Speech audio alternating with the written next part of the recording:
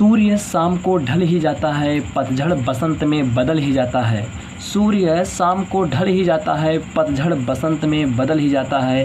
हिम्मत कभी मत हारना, क्योंकि समय चाहे कैसा भी हो वह एक दिन गुजर ही जाता है, वह एक दिन गुजर ही जाता है। स्टूडेंट्स, आज की इस वीडियो में मैं डिस्कस करने वाला हूँ class 10th maths coordinate geometry निर्देशांक ज्यामिति एक्सरसाइज 7.2 एनसीईआरटी की बुक से ये वीडियो बनाई जा रही है। प्रश्न संख्या 4। इसकी पहली वीडियो में मैंने क्वेश्चन नंबर 1 से लेकर क्वेश्चन नंबर आपको 3 तक डिटेल में सॉल्व कराया था। तो चलिए वीडियो को शुरू करते हैं। स्टूडेंट्स, क्वेश्चन नंबर जो आपका 4 है वो क्या कहता है, वो आपके सामने है, देखना ध्यान से। कह रहा बिंदुओं -3, 10 और 6, -8 को जोड़ने वाले रेखाखंड को बिंदु -1, 6 किस अनुपात में विभाजित करता है। तो एक चीज़ ध्यान से देखिएगा, यहाँ पे क्या करेंगे, ये मेरे पास 2 पॉइंट ए और बी हैं जिनके कोऑर्डिनेट गिवन है। ठीक, कह रहा एक बिंदु पी है जो -1, 6 है। इस ए बी रेखाखंड को, जो ग्रीन कलर का मैं खींचा हूँ यहाँ पे देखो, कह रहा इस ए बी रेखाखंड को किस अनुपात में विभाजित करेगा। तो बच्चों, कभी भी मैंने आपको बताया था, आप क्वेश्चन का पैटर्न जरूर समझा करिए। कह रहा किस अनुपात में, तो ऐसा सवाल मिलता तो आप मानोगे, माना ये बिंदु जो पी है इस ए बी रेखाखंड को किस अनुपात में बांटेगा। तो लिखेंगे माना बिंदु पी रेखाखंड ए बी को के संबंधी 1 के अनुपात में विभाजित करता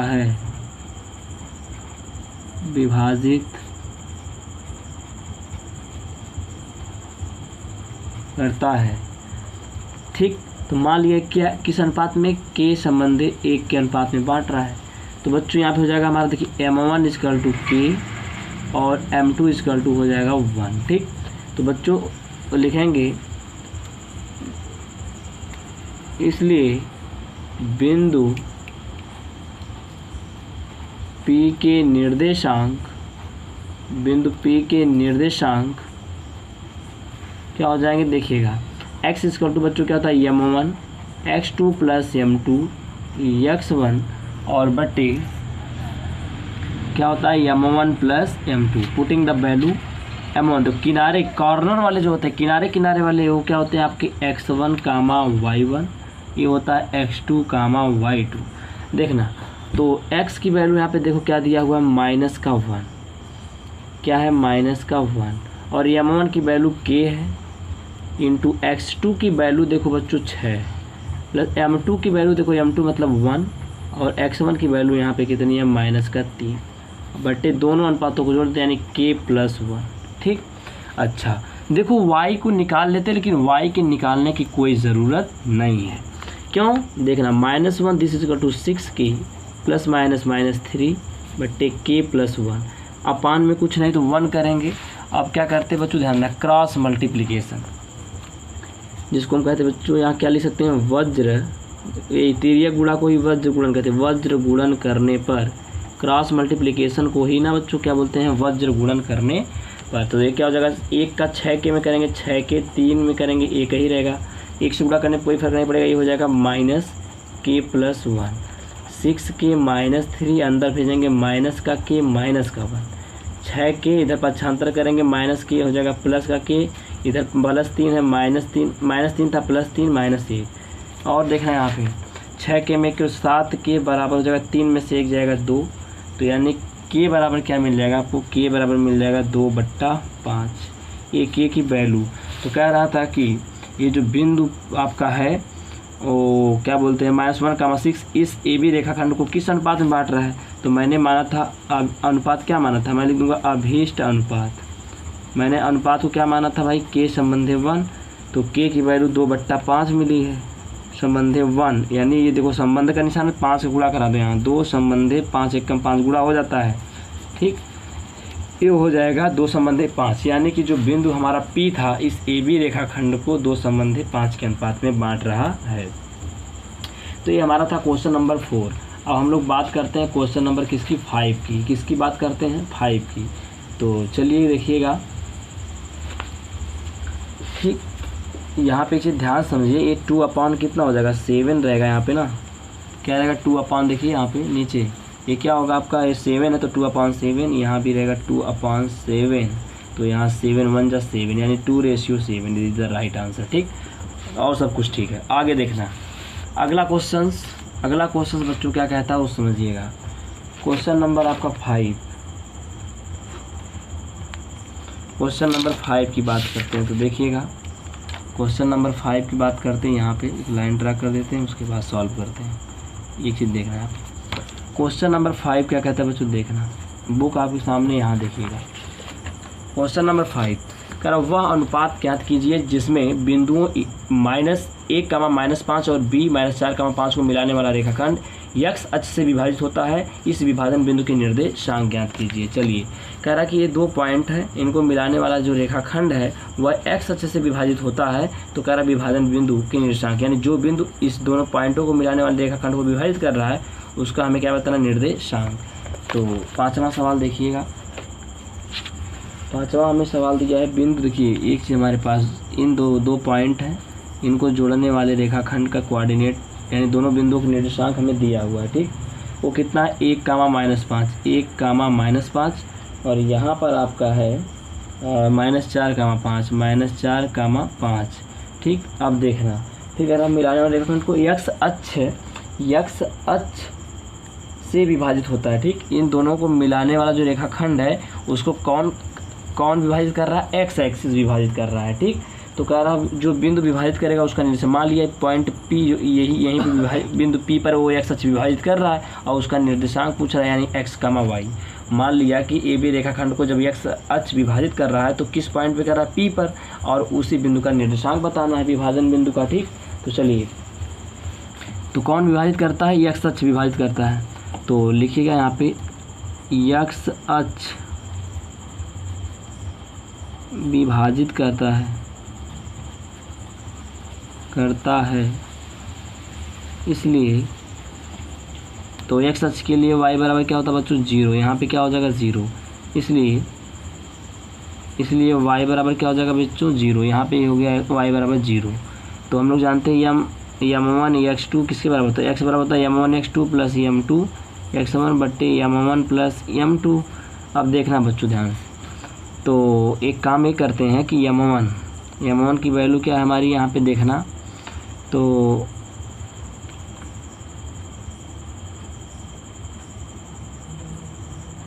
विभाजन बिंदु के निर्देशांक बताना है। ठीक, तो एक काम क्या करते हैं,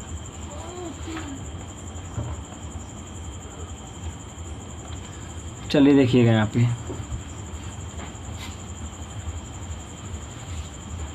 तो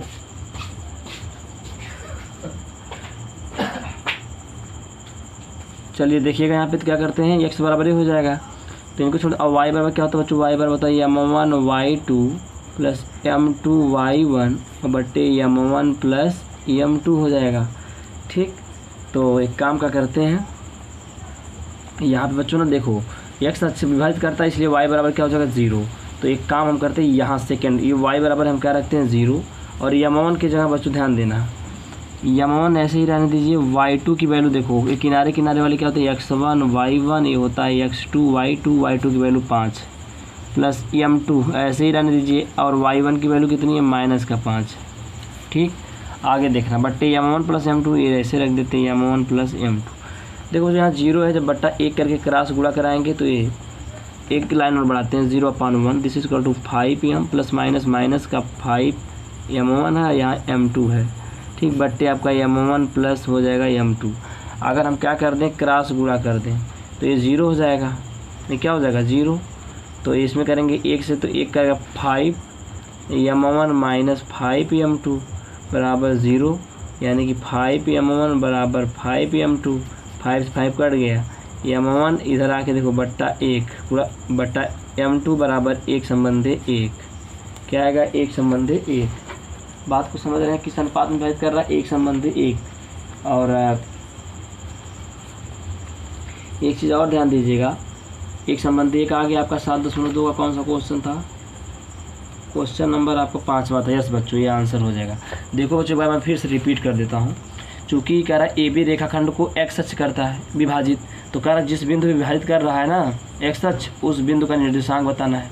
अगर एक्स अक्ष विभाजित करता है ना तो वाई की जगह क्या हो जाएगा बच्चों 0। एक्स अक्ष के लिए वाई बराबर क्या हो जाएगा 0, तो वाई बराबर 0। अब देखो मैंने वैल्यू इसमें यहाँ पे क्यों नहीं पुट किया, क्यों बच्चों, क्योंकि हमें एक चीज़ पता थी y = 0 है, हम y की जगह क्या पुट कर देंगे 0। और m1 m2 इसी का रेशियो पूछा था किस अनुपात में, यानी m1/m2, तो m1 के नीचे आ गया m2। एक तो हर जगह गुणा करता है, एक कहीं भी गुणा करा सकते हैं, एक हर जगह छिपा रहता है, तो m1/m2 की वैल्यू हमने क्या निकाल लिया, इस y बराबर से निकाला इसलिए क्योंकि y की वैल्यू हमें पता थी 0 है, यहाँ पे पुट करके और सारी वैल्यू यहाँ पे दी थी इसमें रख दिया हमने, तो यहाँ से हमें रेशियो मिल गया 1:1। ठीक, अब देखना 5वें के बाद और बच्चों देखना, तो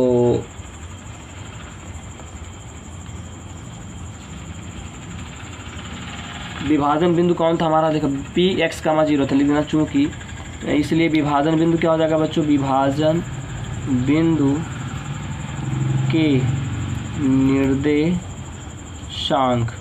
और वो निर्देशांक है कितना बच्चों x, 0 है, और x की वैल्यू बोले तो क्या बताइए, x की वैल्यू एक काम क्या करते हैं यहाँ पे रख के निकाल सकते हैं।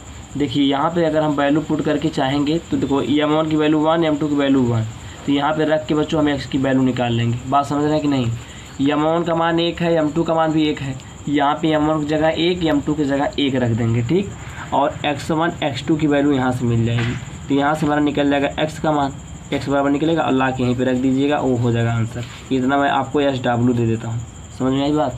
अब 5वें के बाद छठा क्वेश्चन देखना है। छठवां क्वेश्चन क्या कहता है बच्चों, छठा क्वेश्चन कहता है, आपको ध्यान देना है। छठवां क्वेश्चन आपका है, क्या कहता है सुनिएगा, प्रश्न संख्या 6, प्रश्न संख्या 6 क्या कह रहा है, देखिए कह रहा बिंदु, छठवां प्रश्न क्या कहता है, ध्यान से देखिएगा। छठवां बिंदु है आपका, छठवां क्वेश्चन है ये चीज़ यहाँ पे देखिए। छठवां प्रश्न क्या कहता है सुनिएगा, कह रहा है कि बिंदु इतना इतना इतना और इतना इसी क्रम में लेने पर एक समांतर चतुर्भुज के शीर्ष हों, क्रम में लेने पर एक समांतर चतुर्भुज के शीर्ष हों तो x y का मान। बहुत ही इंपॉर्टेंट, बहुत ही ईजी, बहुत इंपॉर्टेंट और बहुत ही ईजी क्वेश्चन है बच्चों, ध्यान सुनिएगा ये।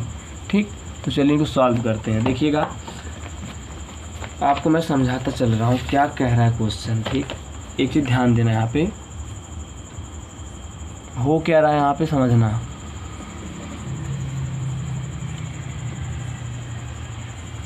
ये आपके पास एक कोई समांतर चतुर्भुज है, ठीक, और A B C D इसी क्रम में लेना है और उससे कोऑर्डिनेट दिए बच्चों 1,2 1,2 और क्या दिया 4,y 4,y इसी क्रम में लेना जैसे जैसे लिखा है 4,y। उसके बाद क्या है x, 6 और फिर क्या है 3,5 को इसी क्रम में लेने पर एक समांतर चतुर्भुज शीर्ष हो तो x y का मान क्या बताना बच्चों, x की वैल्यू बतानी है और y की भी वैल्यू बतानी है। और किसके शीर्ष है, समांतर चतुर्भुज की। याद रखना बच्चों, समांतर चतुर्भुज के शीर्ष थे तो ये सब समांतर चतुर्भुज के शीर्ष हैं। तो समांतर चतुर्भुज की प्रॉपर्टी क्या होती है कि उसके विकर्ण जो होते हैं एक दूसरे को समद्विभाजित करते हैं। इसका मतलब क्या हुआ कि अगर विकर्ण समद्विभाजित मतलब आधा आधा बांट देते, ये इसके बराबर और ये इसके बराबर। अगर पूरी लंबाई 10 थी तो जब काटेंगे ये दोनों एक दूसरे को तो 5-5 हो जाएगी। अगर ये 8 थी तो 4-4 में बढ़ जाएंगे। सिंपल तरीका बताता हूँ कि समांतर चतुर्भुज के विकर्णों का जो मध्य बिंदु होता है एक ही होता है।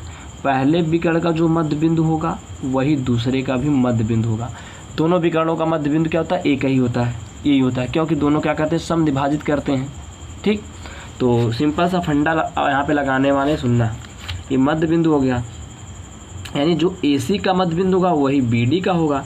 तो लिखेंगे चूँकि समांतर, पूरी प्रॉपर लैंग्वेज में लिखना होगा, चूँकि समांतर चतुर्भुज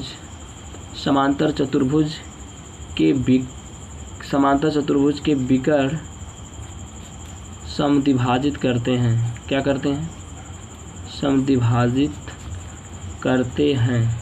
अच्छा, इसलिए विकर्ण AC का कौन सा बिंदु, मध्य बिंदु बराबर विकर्ण BD का मध्य बिंदु AC आपका ये AC, तो ये है x1 y1 x2 y2। निकालने का फार्मूला क्या होता है, x बराबर होता है ना x1 प्लस x2 बटा 2 और कामा y बराबर y1 प्लस y2 बटा 2। ये फार्मूला होता है मध्य बिंदु का। चलिए लिख देते हैं x1 प्लस x2 बटा 2 कामा y1 प्लस y2 बटा 2। अब देखो पहला x1 x2, यहाँ देखना AC निकालना है, ठीक। AC को निकालिए तो पहला है x1 का मान 1, x2 का मान x बट्टा 2 कामा y1 का मान देखिए 2 प्लस y2 का मान 6 बट्टा 2 बराबर x1 का मान BD की बात, विकर्ण किसकी, BD का रहा तो BD देखो पहला पहले में जोड़ो 4 प्लस 3 बट्टा 2 y प्लस 5 बट्टा 2। अच्छा लिख लो संगत अवयवों की तुलना करने पर, ठीक। संगत अवयवों की क्या करेंगे, तुलना करने पर। तो पहला पहले के बराबर यानी x वाला x के बराबर, यानी कि 1 प्लस x बट्टा 2 बराबर 4 3 जोड़ देंगे तो 7 बट्टा 2, नीचे हर से हर कट जाएगा। 1 प्लस x इक्वल टू 7, तो x इक्वल टू 1 आगे घटेगा तो क्या हो जाएगा, 6 हो जाएगा, ठीक। और यहाँ क्या है दूसरा देखिएगा, ये y की वैल्यू y के बराबर यानी y प्लस 5 बट्टा 2 जो होगा वो बराबर हो जाएगा 6 2 8 8 बट्टा 2 कैंसिल, y बराबर हो जाएगा 8 माइनस का 5 यानी कि y बराबर क्या 3, ठीक। तो इस तरीके से हमने क्या फाइंड आउट कर लिया, x और y की वैल्यू, ठीक। तो याद रखना जो विकर्ण होते हैं समांतर चतुर्भुज के वो समद्विभाजित करते हैं। और एक चीज़ आपको याद रखना होगा, समद्विभाजित के साथ साथ कि दोनों विकर्णों का मध्य बिंदु एक ही होता है, इसलिए AC का मध्य बिंदु विकर्ण BD का मध्य बिंदु क्या होगा, बराबर होगा। यहाँ से हम x और y की वैल्यू फाइंड आउट कर लेंगे। चलिए बच्चों इस तरीके से question number 6 is also done. Now moving to next question number 7। Question number 7 क्या कहता है, ध्यान से देखिएगा। क्वेश्चन नंबर 7 है आपका प्रश्न संख्या 7 क्या कहती है, सुनिएगा। 7वां प्रश्न क्या कह रहा है, 7वां प्रश्न आपके सामने यहाँ है, देखिएगा। कह रहा है कि बिंदु A के निर्देशांक ज्ञात कीजिए जहाँ AB एक वृत्त का व्यास है जिसका केंद्र A तथा B के निर्देशांक A है, ठीक। तो चलिए देखना है यहाँ पे क्या क्वेश्चन बोल रहा है। कह रहा है कि छठा क्वेश्चन कह रहा है बिंदु 7वां क्वेश्चन कह रहा है बिंदु A के निर्देशांक ज्ञात कीजिए जहाँ AB एक वृत्त का व्यास है। कोई वृत्त बनाइए, यहाँ पे एक वृत्त मेरे पास, उसका व्यास क्या दे रखा है, AB। क्या दिया है, व्यास कहाँ से पास करता है, a chord which passes through the centre of the circle is known as diameter, ठीक। एक ऐसी जीवा जो वृत्त के केंद्र से पास करती है क्या बोलते हैं उसको, वृत्त का व्यास बोलते हैं, ठीक।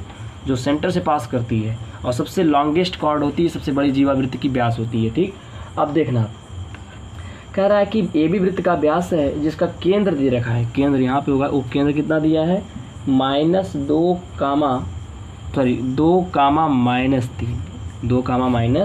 -3 है। B के निर्देशांक और B का कोऑर्डिनेट दे रखा है, क्या दिया है बच्चों, B का निर्देशांक 1,4।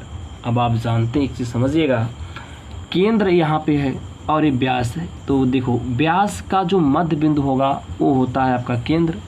तो यहाँ मध्य बिंदु लगाएंगे। हमें क्या कह रहा है कि A के निर्देशांक, मान लिया A का निर्देशांक क्या है, x, y, तो लिख देंगे बच्चों माना बिंदु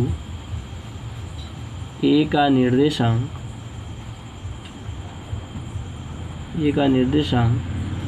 x, y है, ठीक। इसलिए x बराबर क्या पढ़े थे बच्चों हम लोग, x1 प्लस x2 बट्टा 2, यही पढ़े थे। तो कैपिटल X लिख रहा हूँ यहाँ पे। किनारे वाले जो होते हैं ना, ये होता है x1 और ये होता है y1, ये होता है x2, ये होता है y2, ठीक। और ये पॉइंट जो सेंटर है ना, ये x और y की वैल्यू होती है, ठीक। तो x के साथ केंद्र कितना बच्चों, देखो ध्यान से। तो हम करने क्या वाले हैं, यहाँ देखना,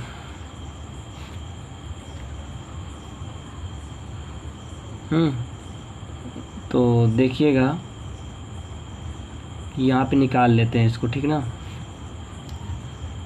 2 बराबर हो जाएगा बच्चों, ये x का मान 2 है, x1 का मान देखिए x प्लस x2 का मान बच्चों क्या है यहाँ पे, x2 का मान 1 बट्टा 2 बट्टा 1 के लिए गुणा है, x प्लस 1 का 1 में और 2 दूना 4, x बराबर क्या निकल जाएगा 3, इसको ला के इधर माइनस कर दिया। अब देखना बच्चों y बराबर क्या पढ़े थे हम लोग, y1 प्लस y2 बट्टा 2 और y बराबर क्या बच्चों यहाँ देखो -3 बराबर y1 की वैल्यू y प्लस y2 की वैल्यू 4। ठीक, अब y बराबर क्या हो जाएगा -3 प्लस 4 इधर आके -4, y बराबर -7 हो गया। ठीक, तो इस तरीके से बच्चों देखो बिंदु ए के निर्देशांक वो हमने क्या माना था, यहाँ पे ध्यान से देखना। निर्देशांक क्या था हमारा बच्चों, हमने माना था x, y और x की वैल्यू 3 और y की value -7। This is the required answer. ठीक, question number 7 is also done. और देखो बच्चों सुपर इजी क्वेश्चन, सबसे आसान क्वेश्चन था ये। ठीक, तो इस तरीके से question number 7 is also done. अब देखना बच्चों नेक्स्ट क्वेश्चन की तरफ चलते हैं। 7 के बाद क्वेश्चन नंबर 8 आपका है। ठीक, क्वेश्चन नंबर 8 क्या है उसे देखिएगा। तो एक बार आप लोग चेक कर लीजिए कहीं मिस्टेक तो नहीं है, कहीं हम लोग गलती तो नहीं किए हैं, ज़रूर मिलाइए एक बार। तो क्या हम लोग पॉइंट निकाल रहे हैं कि 3 का -10 आंसर दे रहा है। यहाँ पे हमारा माइनस का 7 है, तो इसको एक बार चेक करते हैं हम लोग क्या है क्वेश्चन में दे रखा। 1 4 तथा बी का 1 4 है, 2 -3 1 4। तो y बराबर y1 प्लस y2 बट्टा 2। हाँ बच्चों देखो एक चीज़ छूट गई यहाँ पे, ये बट्टा 2 हम लोग छोड़ दिए हैं। ठीक, 2 3 6 हो जाएगा, -6 -4 -10 हो जाएगा। सही है, ये क्या बिंदु बनेगा आपका -10। ठीक, तो 3 का -10 रहेगा बच्चों, ये आंसर हो गया। सही है। चलिए अब बात करते हैं 7वें के बाद 8वें क्वेश्चन की बात करते हैं। 8वां क्वेश्चन क्या कहता है, बहुत इम्पॉर्टेंट नहीं must important problem question number 8 क्या कहता है सुनिएगा, बहुत ही बेहतरीन क्वेश्चन। देखिए क्या लिखा है कि यदि a और b क्रमशः -2, -2 और 2, -4 हो तो बिंदु P के निर्देशांक ज्ञात कीजिए ताकि AP बराबर 3/7 AB हो और P रेखाखंड AB पर स्थित हो। ठीक, कह रहा है A पॉइंट और A पॉइंट दिया है, कह रहा है बिंदु P के निर्देशांक ज्ञात करना है। इसके अंदर P और कंडीशन दे रखा है कि this is equal to this और P रेखा AB पर स्थित है। ठीक, चलिए तो पहले हम खींचते हैं। यहाँ पर देखिएगा, यहाँ पे हमने खींच दिया आपका एक रेखा AB। ठीक, और उसी पर क्या स्थित है, एक बिंदु P स्थित है और A का कोऑर्डिनेट और B का कोऑर्डिनेट दिया है -2, -2 और यहाँ पे B का निर्देशांक है 2, -4। ठीक ना बच्चों, अब ध्यान देखना, हमें इस P का निर्देशांक मान लेते हैं बच्चों, इसका निर्देशांक X, Y है। अब इसी का हमें क्या बताना, निर्देशांक। और कंडीशन दे रखा है क्या, केस हमें दे रखा है यहाँ पे, कौन सा केस दिया है बच्चों, ध्यान देना। AP this is equal to क्या 3/7 AB। यही तो कीवर्ड है, हम लोग यहीं से शुरुआत करेंगे। देखो बच्चों कभी भी देखो 2 बिंदु हमें दिया है जो किनारे पे होते हैं x1 y1, ये हो जाता है x2 y2। और कभी भी अगर आपसे यहाँ अंदर है, P कहाँ है, इन दोनों के बीच में है, अंदर है, अंतः बिंदु का निर्देशांक यानी कि अंतः विभाजन वाला सूत्र लगाएंगे। तो अंतः विभाजन में हमें बच्चों क्या पता है, m1 संबंध है m2 की वैल्यू चाहिए, यानी बिंदु P इस AB रेखाखंड को किस अनुपात में बांट रहा है वो चीज़ पता होनी चाहिए। तो सबसे पहले हम अनुपात निकालेंगे, यहाँ से शुरू करते हैं। तो देखना बच्चों एक चीज़ करते हैं, AP अपान नीचे आ जाएगा AB, this is equal to हो जाएगा बच्चों 3/7। ठीक, अब देखना उल्टा करने पर, मैं आपको पूरा डिटेल समझाऊंगा, आपको जितना शार्ट करना होगा कर लीजिएगा। व्युत्क्रम करने पर तो AB ऊपर जाएगा, उल्टा कर रहे हैं, बट्टा AP नीचे हो जाएगा, 7 ऊपर चला जाएगा, 3 नीचे। दोनों पक्षों बच्चों ध्यान देना। अब हम क्या करते हैं, ये देखो अब आपको अपने से सोचना है कि मैं क्या करने जा रहा हूँ। ये चीज़ जो मैं कर रहा हूँ ना वो खुद से सोचना पड़ेगा। दोनों पक्षों में से A घटाने पर, मैंने क्या किया, A घटाने पर क्यों घटाया, इसके पीछे एक रीज़न है, ध्यान सुनना। AB बट्टा AP -1 बराबर 7/3 -1, AB माइनस यहाँ 1 में गुणा करेंगे AP बट्टा AP बराबर 7, देखो 3 एकम 3, 7 - 3 यानी 4/3। देखो AB में से AP बच्चों, देखो मैं क्या कर रहा हूँ, AB पूरा है, ठीक, उसमें से कितना घटाना, AP, A से लेके P तक यहाँ घटा दिया, तो कौन बचेगा, PB। AB में से AP घटाएंगे, क्या बचेगा, PB बट्टा AP बराबर 4/3। तो यानी कि PB, ध्यान देना, PB संबंधे AP ना। तो 1 मिनट रुकिएगा, इतना रहने दीजिए, आप सुनिए। यहाँ अब हम क्या करते हैं, ये रेशियो देखिएगा ध्यान से, ये ना अब यहाँ हम लिखते हैं उल्टा कर, फिर पुनः व्युत्क्रम करने पर, पुनः व्युत्क्रम करने पर तो ए पी हो जाएगा ऊपर बट्टा पी बी आ जाएगा नीचे, बराबर 3 चला जाएगा ऊपर, 4 आएगा नीचे, यानी ए पी बट्टा को कहते हैं अनुपात पी बी, दिस इज का टू 3:4। बात समझ में आ रही है। देखो बच्चों, ए पी संबंधित पी बी, यानी ए से पी तक 3 है और पी से बी तक 4 है, ये 3 संबंधित 4 मिल गया। जब अनुपात मिल गया तो देखना ध्यान से, हम जानते हैं एक्स बराबर क्या होता है बच्चों, एक्स बराबर क्या होता है, इस पी का निशांक बताना है ना, तो एक्स बराबर हम लोग पढ़े थे m1 x2 plus m2 x1 बट्टे m1 प्लस m2। अब देखो m1 की वैल्यू क्या है, यहाँ पे 3, जो अनुपात होता है ना वो m1 m2 होता है, ठीक, m1 और 3 गुणे x2 का मान कितना है बच्चों 2, प्लस m2 का मान कितना है 4, गुणे x1 की वैल्यू कितनी -2 बटे m1 प्लस m2, यानी कि आपका 3 + 4। इनको हल करिएगा इनको, तो देखिए क्या होता है यहाँ पे, तो 2 3 6, -4 दूना 8 बट्टा 7 और -2/7 आ गया हमारा x की वैल्यू -2/7, ठीक। अच्छा, अब एक चीज़ और ध्यान देना, x की हो गई। अब यहाँ पे क्या करते हैं, यहाँ पे y बराबर हम जानते हैं, y बराबर होता है m1 y2 plus m2 y1 बटे m1 प्लस m2, ठीक। और m1 की वैल्यू कितनी है, ध्यान दीजिए बच्चों, यहाँ पे देखो अनुपात दिया, ये अनुपात जो होता है m1 m2 होता है 3, और y2 की वैल्यू देखिए क्वेश्चन में, यहाँ पे देखिए क्वेश्चन में y2 की वैल्यू कितनी -4, और प्लस m2 की वैल्यू क्या है देखिएगा ध्यान से 4। यहाँ पे m2 की वैल्यू देखिए, m2 की वैल्यू 4 है, और y1 की वैल्यू बच्चों यहाँ पे -2 है, क्वेश्चन में देखते रहिएगा, बट्टा m1 प्लस m2 मतलब 3 + 4, 4 3 12 -12 -4 दूना 8 बट्टा 7, 12 8 20 -20/7, इसलिए y बराबर निकल गया -20/7।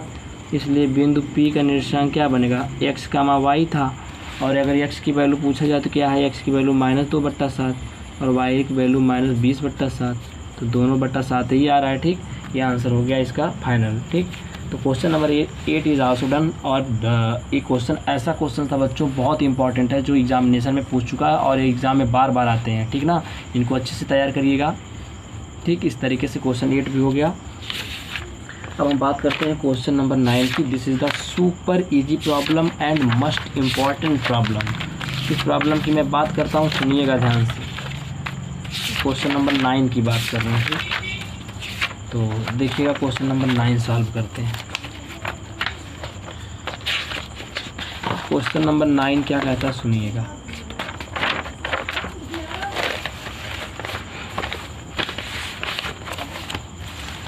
क्वेश्चन नंबर 9, ठीक।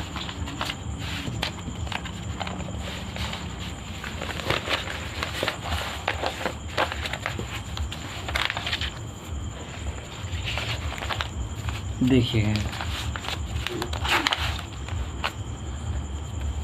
क्वेश्चन नंबर 9 क्या कहता है सुनिएगा।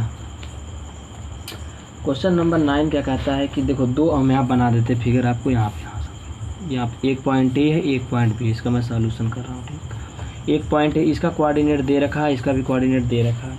क्या दिया हुआ है, एक 9 का ए दिया है -2, और एक दिया बी का निशान दिया है बच्चों 2, 8, ठीक। इनको करा जोड़ने वाले, जोड़ने मतलब मिला दिया, ए और बी को मिलाने वाले रेखाखंड को करा 4 बराबर भाग। मैंने कहा जितने भाग में, मैंने बेसिक क्लास में बताया था, जितने भाग में बांटना होता उससे एक कम। 4 भाग में बांटना, 1 पॉइंट, 2 पॉइंट, 3 पॉइंट। 4 भाग में बांटना, 3 पॉइंट लेने पर 4 भाग बन जाता। देखो 1 2 3 4। अब एक को P नाम दिए, एक को Q, एक को R। इन्हीं सब के तीनों के निर्देशांक, इसका यानी तीनों बिंदुओं के निर्देशांक बताने हैं, ठीक। कह रहा है ए बी रेखाखंड को 4 भागों में बांटने वाले बिंदु कौन कौन बांट रहे हैं, P Q R। मैंने खींचा जब तो 4 भाग में बट गया, इन्हीं P Q R के निर्देशांक बताने हैं।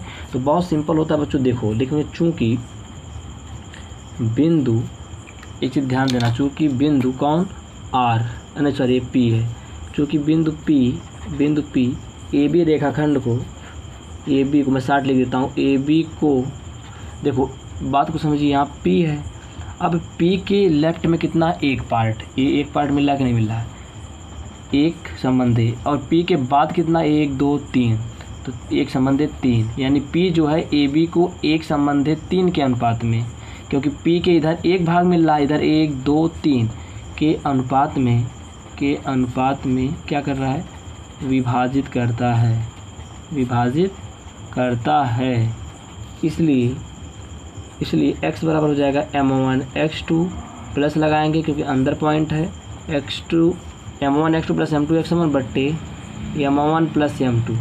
अगर यहाँ ये जो रेशियो m1 और m2 है, किनारे वाले x1 y1 और x2 y2 होते हैं, ठीक।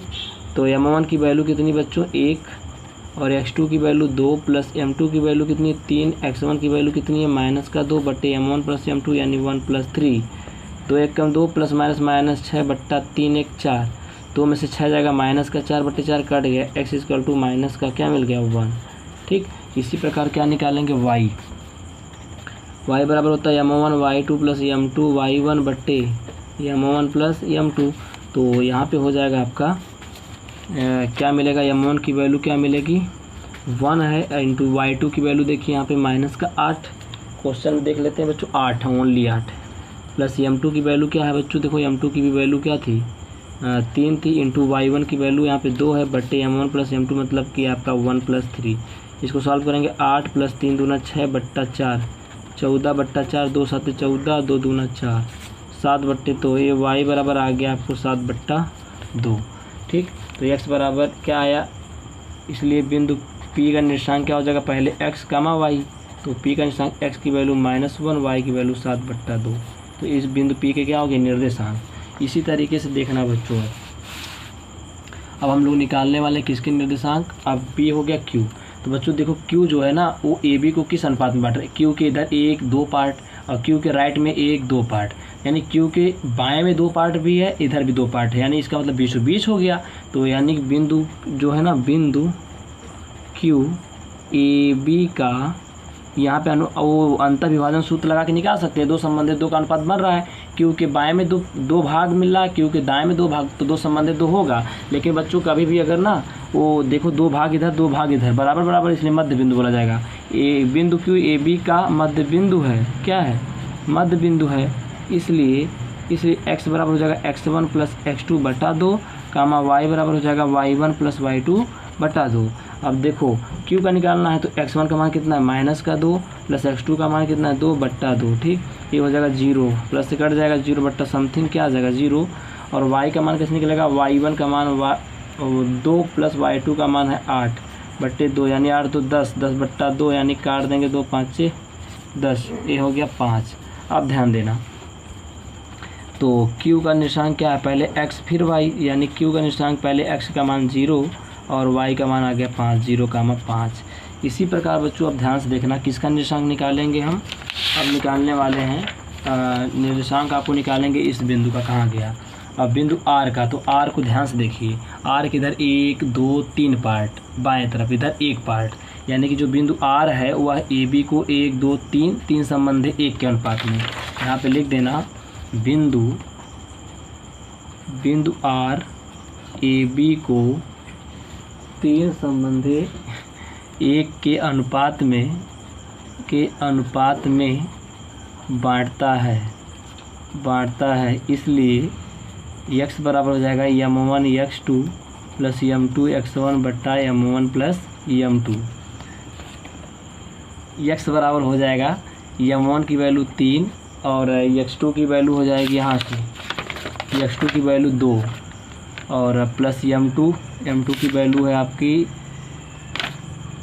m1 की वैल्यू 1 और x2 की वैल्यू 2 और m2 की वैल्यू यहाँ पे है 2 इंटू x1 की वैल्यू -2 और बट्टे m1 प्लस m2 यानी 1 प्लस 2।